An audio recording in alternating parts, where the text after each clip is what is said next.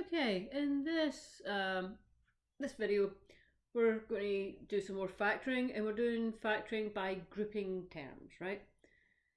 And I've written out the steps, and again, and like anything, and I know I sound like a cracked record, but you know, all you have to do is learn the rule, the steps, and if you can do that, nothing in math is hard. Nothing, right? It's just remembering what rule goes where, and then being able to remember the different steps in it.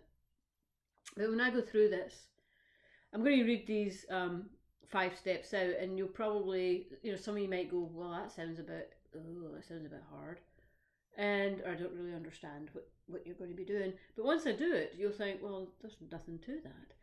So let me show you what I mean. So when using grouping, right, to factor, we're going to follow these steps.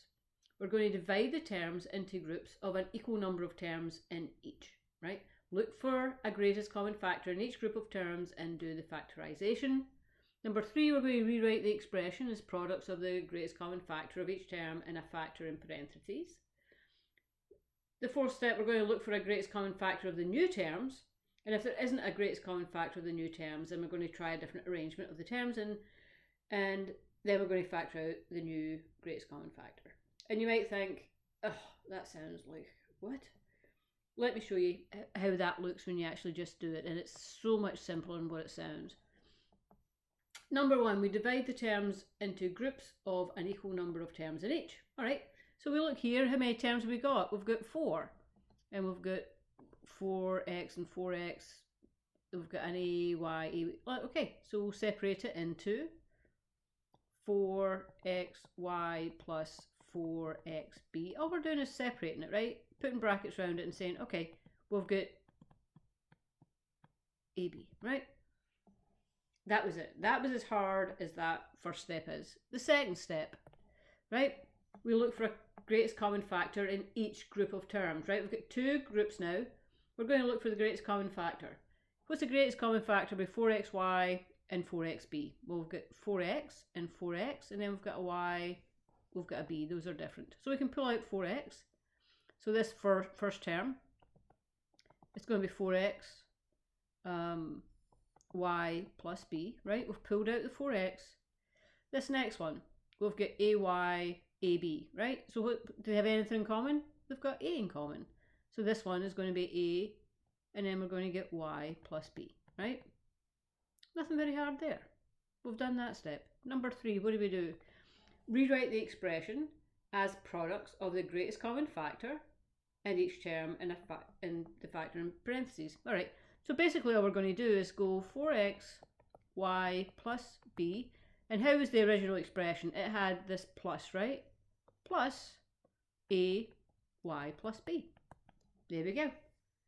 Sounded like it was going to be hard, but it's just you write it out as products of the GFC. All right, so the greatest common factor is 4x. A product is you multiply, right? So we're just multiplying the parentheses by the greatest common factor that we pulled out. I better put that in a wee bit better. See, nothing to it. 4th step, what do? We look for a greatest common factor of the new terms, right? And if there isn't one, we try a different arrangement. All right, is there a greatest common factor between this here and this here? Do they share anything? What do you see? Is anything jumping out going, oh, both of them have this? Yep, it's this y plus b. So the new greatest common factor is y plus b. And then what do? We factor out the new greatest common factor. All right, so that means we do y plus b. We've taken that out. And then we have, what do we have left? If we take that out, if we take y plus b out of this first one, right, this here, what do we have? We have 4x, right? We've taken this y plus b out of these first square brackets here. We've got 4x. We take the y plus b out of here, what do we have left? Plus a. And there you go. That's how those 5 steps Oh, hang on, I didn't put a 5 there. That's how you can get that factored out. And as I say, what sounded maybe a wee bit complicated is not very hard at all. All right, let's go on to the next one. Do our 5 steps. First step, divide the terms into groups of an equal number of terms. Okay, we look and see how many terms we have. We have 4. 1, 2, 3, 4.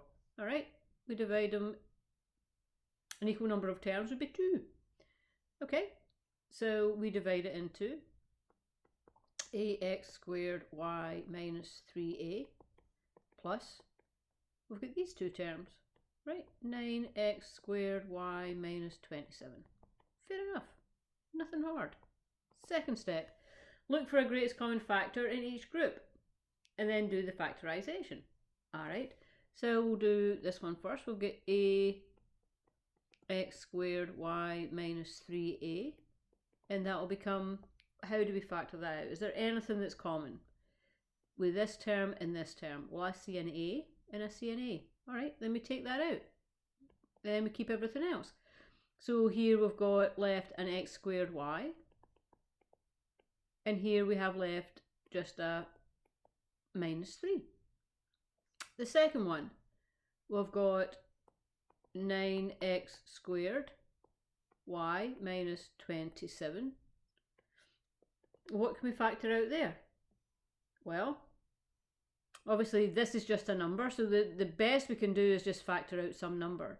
Well, 3 9s are 27, so we can factor out a 9. 9, take that away, we're left with this x squared and y, okay. And we divide 27. When I say take out, I mean divide. Alright, so don't think I'm subtracting or anything like that. When I say you take it out, I mean you divide. So I'm taking out, if you like. So I'm saying taking out 9, that means I divide it into 27. So that would give me 3. Step number 3. Rewrite the expression as products of the greatest common factor of each term and a factor in parentheses. Right?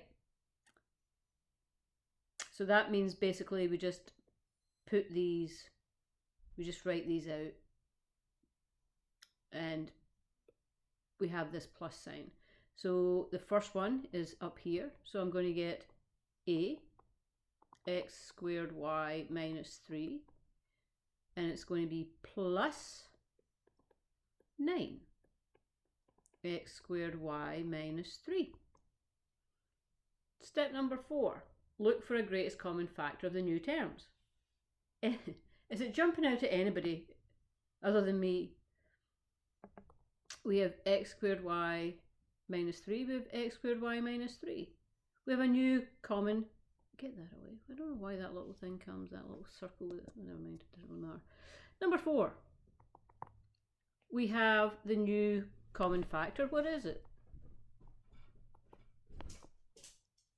Greatest common factor is x squared y minus 3, right? So that's what's in parentheses. Is common to both of them. So we have that. And we factor out, which means we divide both of those expressions by this. So that would give us number 5, squish it in, we would get x squared y minus 3, right? If we take that away from this first expression, or this first term, we're just left with a, right? A. If we take it away from this term here, this one, right? We take away the brackets, we're just left with plus 9. And there you have your answer. See? Nothing very hard at all. You just had to take the steps and, you know, there's just nothing hard about it if you just remember the steps.